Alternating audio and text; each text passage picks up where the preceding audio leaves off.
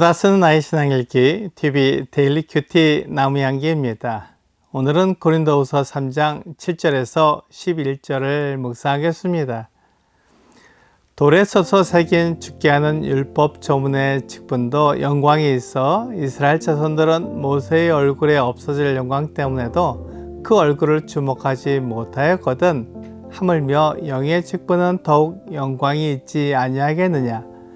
정죄의 직분도 영광이 있은즉 의의 직분은 영광이 더욱 넘치리라. 영광되었던 것이 더 큰 영광으로 말미암아 이에 영광될 것이 없으나 없어질 것도 영광으로 말미암았은즉 길이 있을 것은 더욱 영광 가운데 있느니라. 율법은 하나님께서 이스라엘 백성들에게 주신 은혜입니다. 율법이 없었다면 이스라엘 백성들이 하나님을 섬기는 법을 알지 못했고 하나님께서 사람이 지닌 죄를 용서해 주시는 은혜를 알지 못했을 것입니다. 율법은 하나님이 사랑을 나타내시는 기준입니다. 사람들은 율법을 통해 의롭게 될 수 있다고 생각하면서 율법을 지키지만 율법은 결코 사람을 의롭게 만들어 주지는 못합니다. 로마서 3장 19절과 20절은 우리가 알거니와 무릇 율법이 말하는 바는 율법 아래에 있는 자들에게 말하는 것이니 이는 모든 입을 막고 온 세상으로 하나님의 심판 아래에 있게 하려 함이라.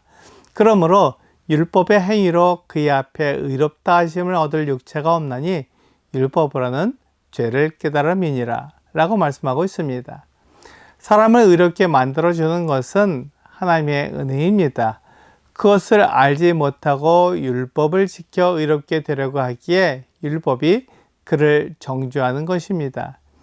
율법을 지켜서 의롭게 되려면 사람이 항상 모든 율법을 지켜서 의롭게 되어야 합니다.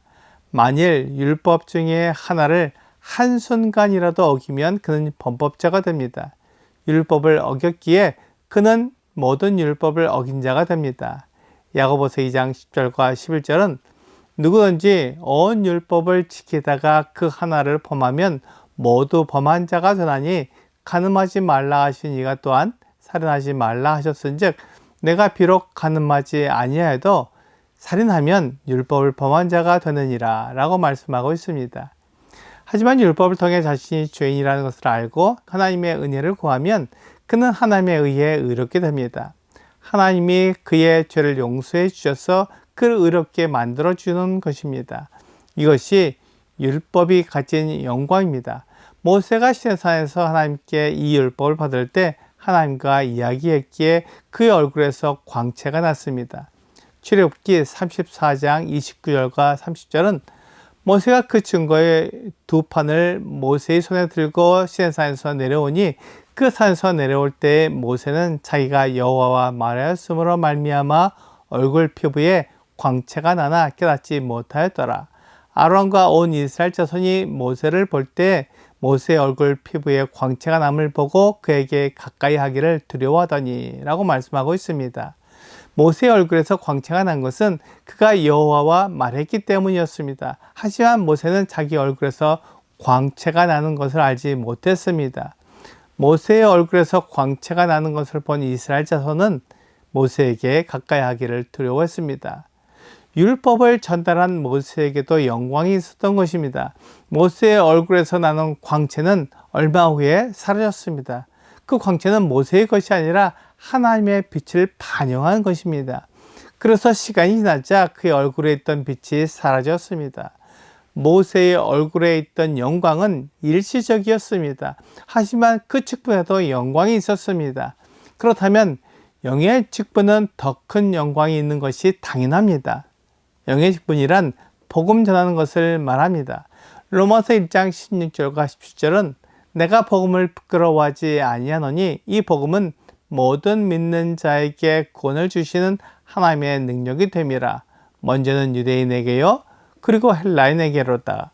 복음에는 하나님의 의가 나타나서 믿음으로 믿음에 이르게 하나니 기록된 바 오직 의는 믿음으로 말미암아 살리라 함과 같으니라 라고 말씀하고 있습니다. 복음은 모든 믿는 자에게 구원을 주시는 하나님의 능력입니다. 또한 복음에는 하나님의 의가 나타나서 믿음으로 말미암아 살게 해줍니다. 율법은 정죄하는 일을 하지만 복음은 생명을 주는 일을 합니다.